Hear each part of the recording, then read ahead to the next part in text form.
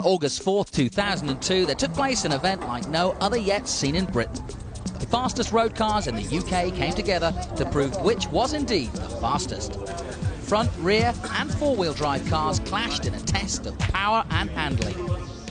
These incredible cars would be fast on any racetrack, anywhere in the world, except that these cars are not racing cars. They're all road-legal cars that can be taken out on a leisurely Sunday afternoon drive, except this was not your typical Sunday afternoon. The competitors and their support vehicles began to arrive very early at Elvington Airfield near York. Conditions were a bit damp early on, but would quickly dry, much to the relief of the two-wheel drive cars, while disappointing the four-wheel drive cars that would love nothing more than a bit of rain. A bit of rain here and there won't make that much difference, as the surface here at Elvington dries very quickly. It's also very abrasive, providing fantastic grip that will help thrust these cars to absolutely staggering speeds in amazing times. Over 70 drivers and car owners are in the paddock checking out the competition, asking questions of themselves and of their machinery. Who's here? Who's not? What are my chances? And will my car last? The answers to some of those questions are hard to come by. Will my car last?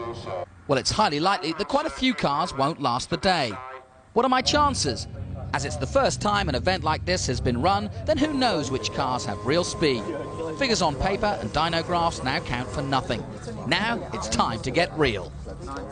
Along with the competitors, the crowds began to arrive early. This was a good time to have a look at the cars and see what modifications have been carried out. Get some info, speak to the drivers and mechanics, and gather whatever knowledge they could. The cars here today are the cream of the crop, the fastest road-legal cars in the UK. And whatever work has been carried out on them is to be taken very seriously. These cars have been invited from an elite list from the top car clubs in the UK. So let's see who's here. The Class A front-wheel drive cars are RS Turbo Escorts, Fiestas and Focus Z-Techs from the RS Owners Club.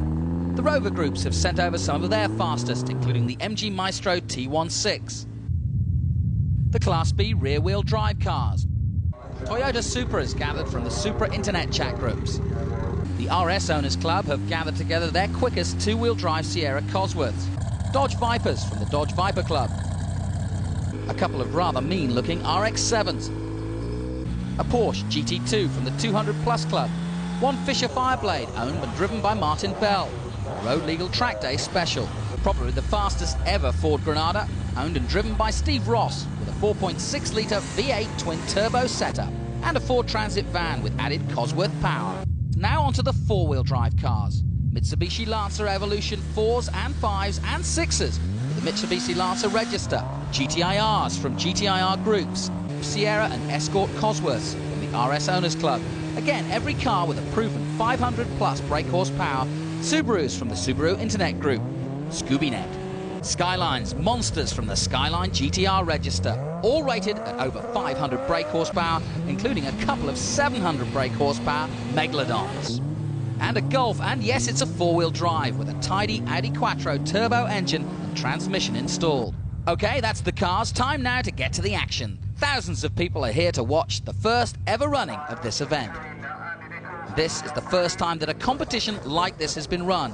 So let's go through the basics of the competition. All the cars are road legal, taxed, tested and insured. Any fuel and nitrous is allowed, but tyres must be road legal. The four fastest cars from each of the three classes qualify for the finals, with their fastest time over 500 metres. 500 metres being the only internationally recognised distance for an event of this kind. The four fastest cars from each class then meet in the semi-finals, which will be raced out as the first across the line. The two winning semi-finalists will then meet each other in the final to find the overall class winner. The fastest front-wheel drive car then races the fastest rear-wheel drive car to find the overall two-wheel drive winner. He or she will then take on the four-wheel drive winner to determine the overall champion. In addition, there's a competition for the top speed of the day in each class. One-lane cars may continue past their 500 metres run for the full length of the 1.25-mile runway. Expect speeds of over 180 miles an hour. It's not just about power though. The fastest cars aren't necessarily those that can go fast in a straight line. The handling competition will sort out if these monster power cars can make the turns or not, or just go off in a cloud of screeching tyres. The circuit will find that out, and we'll find out which is the best handling car by whoever sets the fastest lap of the day. The best handling car or overall shootout winner really can come from any of the cars and classes here. The paddock here today is without doubt the greatest collection of modified cars ever assembled in the UK. The winner of the 10 of the best shootout can undoubtedly claim to have the fastest road-legal car in the UK. And we're about to find out who that is as the competition is about to get ready to start. The drivers get ready and begin to queue up at the start line. Nobody wants to be the first to go out. The track is still a bit damp but drying fast. In the meantime, the action has already started on the handling circuit. Let's have a look at the handling circuit and see what the cars and drivers are going to face as we ride with Jason Hulbert in his Mitsubishi Evo 4 RS. This is a seriously sorted early version Lancer. Features forged pistons, rods and upgraded turbo and a Motec ECU on the engine side. As we mentioned before, the track is very abrasive, but it can easily catch you out as well. Look how close those cones are together. You've got to get the turns just right. So plenty of twists and turns and one or two that might just catch you out. Not all of them exactly the same, and it tightens up right there at the end. First out with the Dodge Vipers. Where did they come from? Nobody expected to see these guys out first. Now let's see how this Viper handles this circuit. A lot of power, rear-wheel drive, remember, and a V8 engine. And we get a little bit out of shape there, probably touching the brakes too early there, then into the left-hander. Still a little few damp patches out there. Ooh, and a little bit too much power going through that left-hander there. And it's definitely a lot to handle and get right. A lot of power down there. And this isn't the best of performances we're going to see today. But he's doing a good job of holding on to the power, trying to get it down a little too much there. And then finally through the last part. The next Dodge Viper lined up is owned and driven by Nadine Geary. She tells us about her pride and joy. The car is a Dodge Viper GTS. It's a 97 model. They only made the blue and white in 97. I bought mine in 98. It's got an 8-litre V10 engine in it, 6-speed manual gearbox, rear-wheel drive, huge big tyres on it. Mods I've done, I've had a custom made stainless steel exhaust put on it, put the wing on myself as well, a few little aerodynamic aids, a few little tinkers here and there, just help airflow and so on into the engine. Can't get enough of it.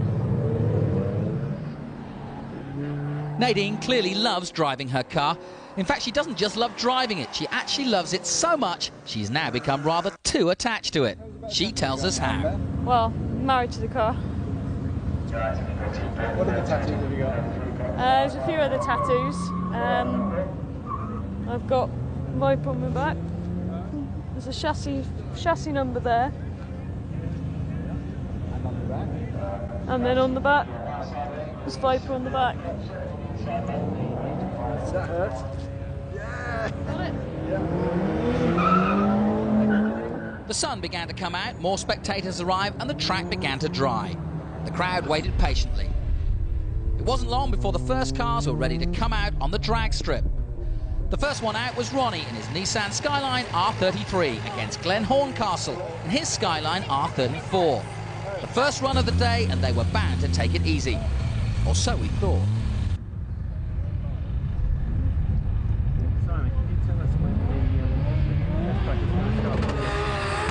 And Ronnie just floors it. Glenn's stuck on the line. And look at Rocket Ronnie flies away. Not worried about the wet at all. He just got straight into action. And he's going to win that by a country mile. But it's the times that matter. Glenn having to wait and get behind him.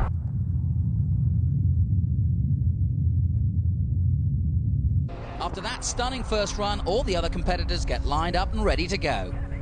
Next up, it's Paul Ripley in his 220 brake horsepower Class A Fiesta Z-Tech Turbo against Sean Terry's Class B Toyota Supra. The Supra on the right, and away they go from the start line. Not a brilliant start by the Ford, but away they go and starting to gather speed now. Surely the Supra's got the legs, but you're not so sure. Tell you what, the Z-Tech engine turbo is really pulling hard, and it looks as though Paul Ripley's going to take that, and he certainly does ahead of the Supra. That was a seriously fast Fiesta. We spoke to Paul and asked him about his car. It's a Ford Fiesta Turbo, It's running a 2-litre Z-Tech engine with a hybrid T3 turbo. It's a low compression lump. That's basically it. The rest of it's got like a special map on it, bigger injectors, better air filter, and like stainless steel exhaust. So, but it's just a good combination. It seems to be working well for the RS turbos at the moment. So, because it's a 2-litre engine, there's loads of low down torque, and it sort of pulls and pulls, and then the turbo kicks in, and it's just mental. So, it's nice to drive on the road, and then when you want to give it some, it's even better. So, yeah, I can't fault it. You have to get used to the stiff clutch and sort of revving it a little bit harder to get it moving, but it's not a problem. So it's not an everyday car for me, so it's always a pleasure to drive here, definitely. Steve Scott on the right-hand side of the course and the Focus rear-wheel drive WRC versus Jonathan Urry in the Nissan GTI R, the black car on the left.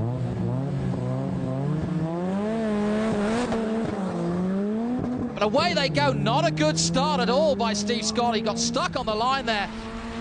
And look at Urry, he's in one. Away he goes, but surely the Focus will come good at the end. And sure enough, there he goes.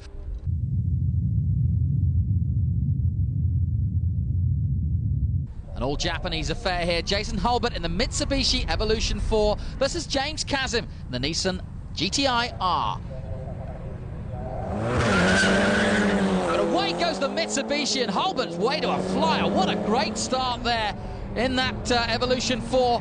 Now James Kazim trying to get up speed in the Nissan, but it looks as though it's going to be Hulbert all the way to the line, and it is. Back in the paddock, Ronnie was not looking very happy. Mechanics were working away under the car on the front splitter of his Skyline. On the first run I hit a big bump and it just broke off just towards the end of the run. Obviously it was the first run of the day anyway. I was the first person to run, and I must have found the biggest pothole in the place, and I hit it and it just ripped the front spoiler completely off. So. Ron's moment at 190 miles an hour could have completely destroyed his expensive splitter, and God knows what else, but Skylines are a bit tougher than that. The guys from Abbey Motorsport are determined to fix it and soon get the job done. Now let's see how well the Ford Focus handles on the handling course now, with Steve Scott on board with him, and it's quite bumpy as you can see, but he really is going for it. Look at that, plenty of oversteer. Oh, and he's having a good time out there through the gears now. A little bit faster, takes that left-hander nice and smooth through there, but again gets it a little out of shape, get on the exit. A lot of power, remember, on the Ford Focus, and you'd expect this car to handle well through here. Trying to keep it as smooth as he can now, going through the gears, getting a little bit faster. And remember, some of these corners are a little bit tighter than perhaps you'd expect. And Steve Scott, though, is going for it every moment, and he really is working that car. Scott Parker now on track with a Subaru Impreza. This is a UK 300 version. Performance pack options also listed amongst those modifications, a CO2 intercooler spray system. Now, how does Scott Parker going to spray around this track? He's got a little bit of understeer going through there, a little bit of work needed. But of course, this is another rally veteran, so it should handle well. But he's really pushing it hard. Through the last section now, last couple of corners, but he's looked good, very fast. And obviously great handling capabilities. And out he goes to the end. The weather was warming up. The competition was getting very hot. A bit too hot, especially for the spectacular-looking Focus Z-Tech Turbo of Ian Howell of Fiesta Frenzy fame. With over 340 brake horsepower and torque to match, Ian has been struggling to find a gearbox and diff to cope, which is what looks like has failed this time. Keith Taylor's Escort RS Turbo is another home-built special, with a Z-Tech CVH version under the bonnet.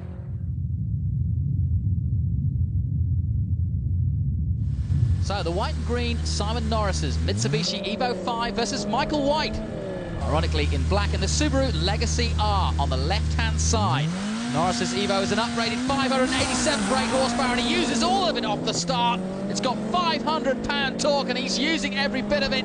Michael's is a Legacy with 1990 RS, and it can't hold a torch to the Mitsubishi. Simon Norris's Evo 5 continued on the 1.25 mile straight and clocked the fastest top speed of 187.1 miles per hour in a distance of just over a mile. A fantastic time. Now this should be fun. Nadine Geary's Dodge Viper GTS versus Leon Green's Toyota Supra Turbo. America versus Japan, this the ultimate video game war, but this is for real. Nadine on the right then, away they go. Good power off the start by the Supra, as you'd expect, but the Viper surely will come good in the mid-range. Through the gears they go then. Nadine Geary's Viper's going to take it, but only just, and she does.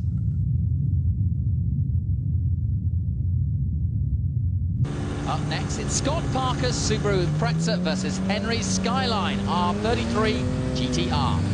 The Skyline on the left then.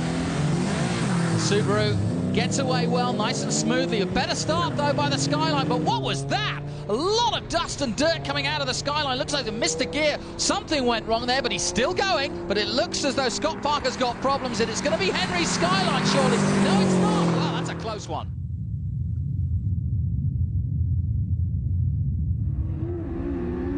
So, Martin Bell in the Fisher Fury Fireblade. A car designed for racing, but of course still road legal with those road tyres on, but should handle very well through this course. And so far he's looking very good and very quick indeed. Through that left-hander, no problems there, very smooth and gets on the power early. But this is just hanging to the road and gripping very well indeed. And in fact, Martin would set a time that wouldn't be beaten by any other Class B car. Up next, Ian Blundell's RS Turbo. This, of course, a front-wheel drive. Let's see how he handles the course. Away he goes through the gears. Now into the first turn. On board with him now. Not having to fight it too much.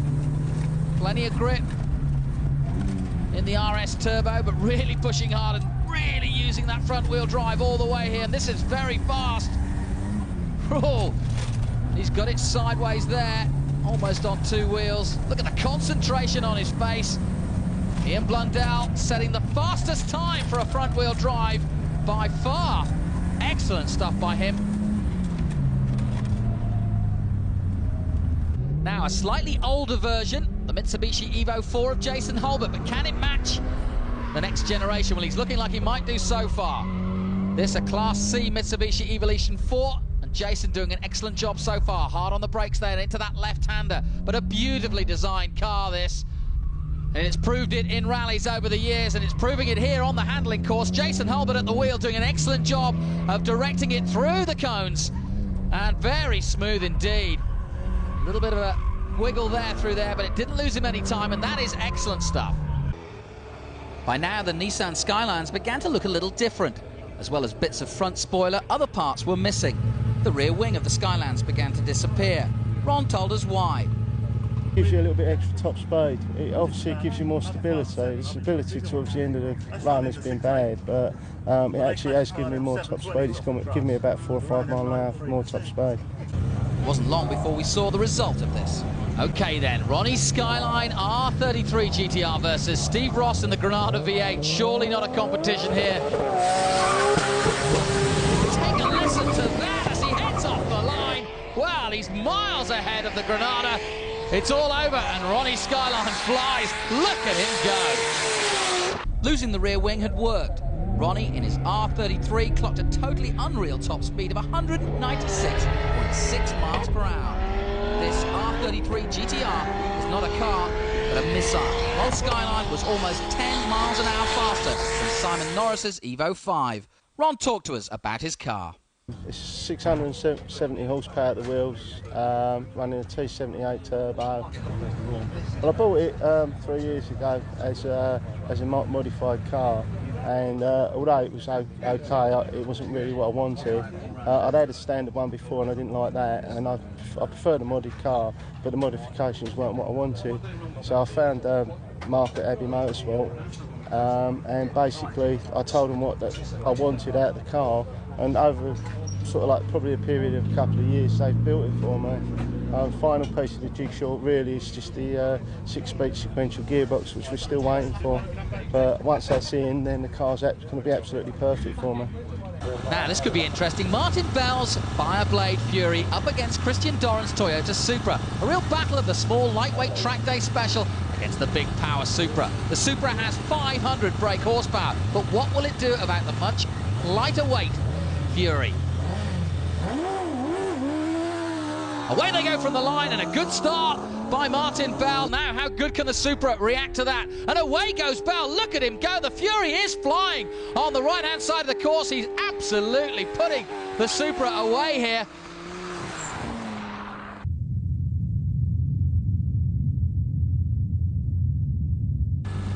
So Simon Norris in the Evo 5 versus Lisa Diamonds in the GTI R on the near side.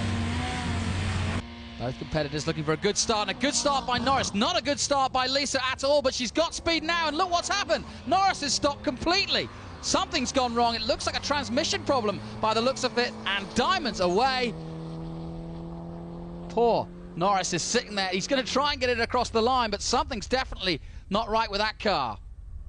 Well, the crowd are certainly being treated to some spectacular cars and what looks like some spectacular retirements, including one of the favourites, the Norris Evo 5. Simon looks on as the mechanics check out what had happened. Pretty soon they find out the problem. The rear diff has broken. It's not an unexpected problem, the result of big power and torque plus hard launching. All that needed to be done was to take the old one out and put in a new one. The mechanics got straight to work. Maybe, just maybe, they knew something like this might happen. Once fixed, would it last? Jonathan Urry in the GTI R on the left-hand side up against Jed McDade in the R33 GTR. Had to get away. Hold it at the lights.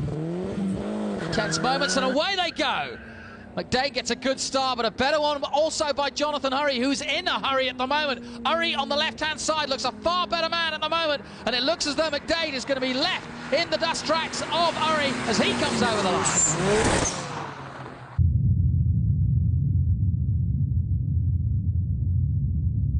The GTI Rs have been putting in some great times all day. Jonathan's GTI R is a great example of just what can be done with these little four-wheel drive rockets.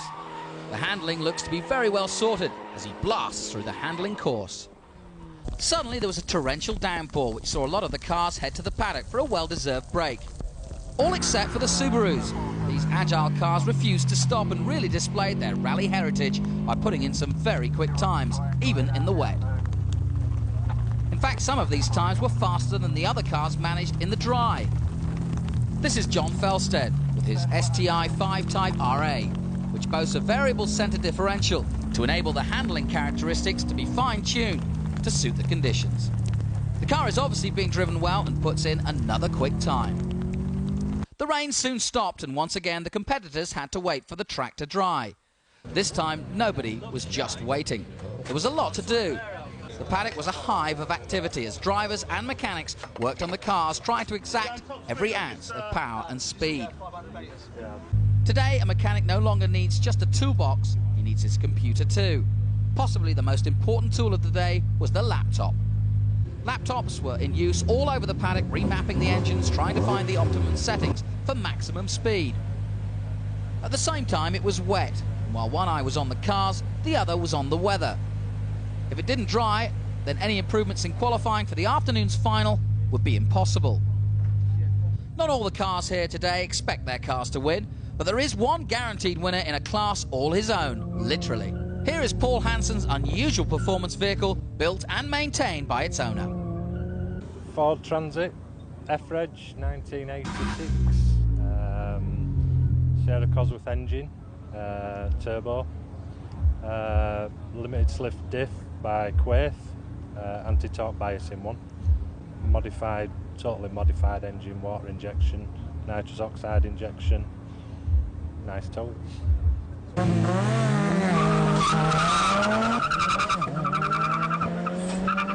Last year it was 372 at £20 a boost, so but I haven't run the gas yet because I've had a few minor mishaps this year, with turbos going and this, that and the other.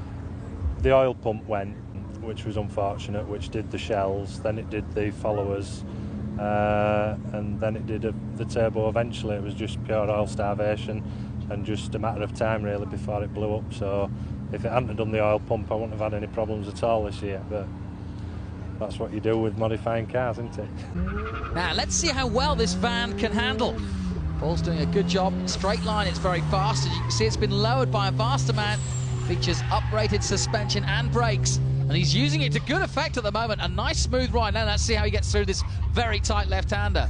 Well, remarkably, certainly not the slowest through there. And this is looking very good. It's like truck racing, this. But it's a van, and he's going very well indeed.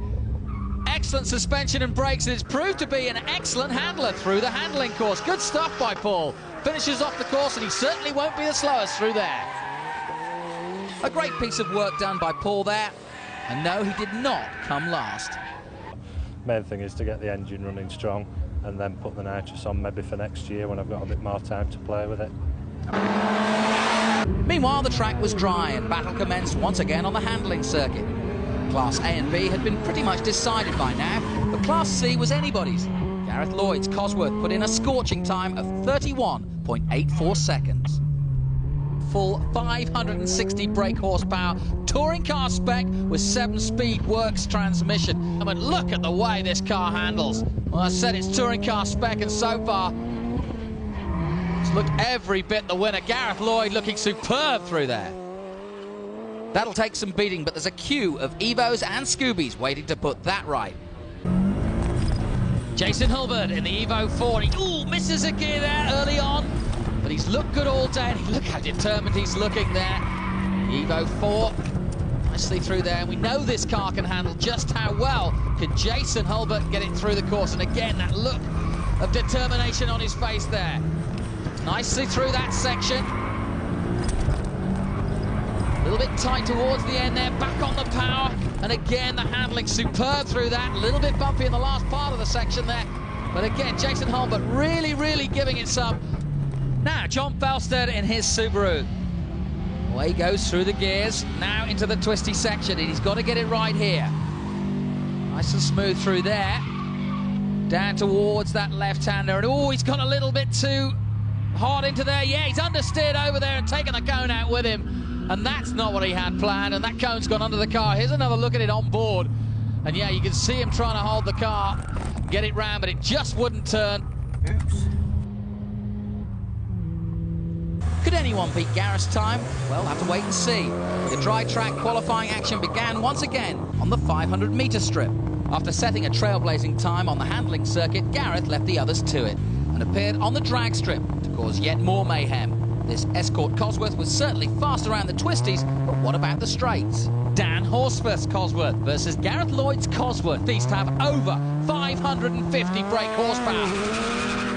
Away they go, and a good start by Gareth Lloyd, but both those cars fly away there using all that 550 brake horsepower. But look, it's Gareth Lloyd who's flying away with it. He got the better start.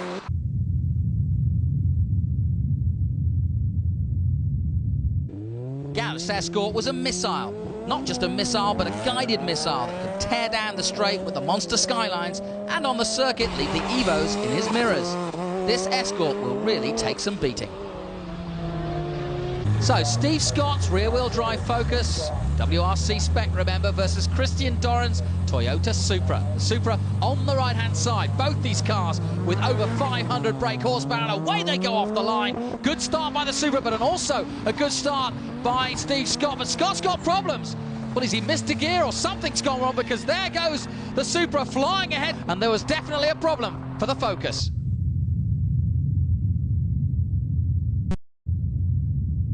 Andy Nichols in the MG Maestro Turbo versus Keith Taylor in the RS Turbo. The fastest road-legal front-wheel drive car in the country takes on one of the quickest RS Turbos. Now, can the Maestro get away cleanly? Yes, he does.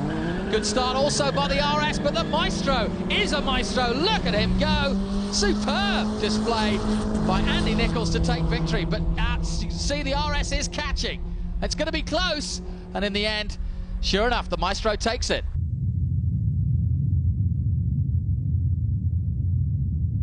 That Rover's a bit special. Andy Nichols tells us just how special. One of only 505 made from Tickford. Limited edition in 1989. Started off as a 1.8, a 2-litre 8-valve turbo. but I couldn't get enough power out of it, so I went to the 2 litre 16 valve Tomcat turbo fuel injection. It used to run like 15-second quarters when I first started 8 years ago. It now runs about 350 horsepower, similar sort of torque, and it does low 12s, about 118 miles an hour terminal at a quarter. I'm geared up for a quarter, so I'm having to hang on in 4th gear, so it's hitting the rev limiter a bit, but it gives me quicker time than actually short shifting up to 5th. They'll just kill the power, you see, if I go up to 5th. As far as I know, it's the quickest road legal front wheel drive car in the country that I know of.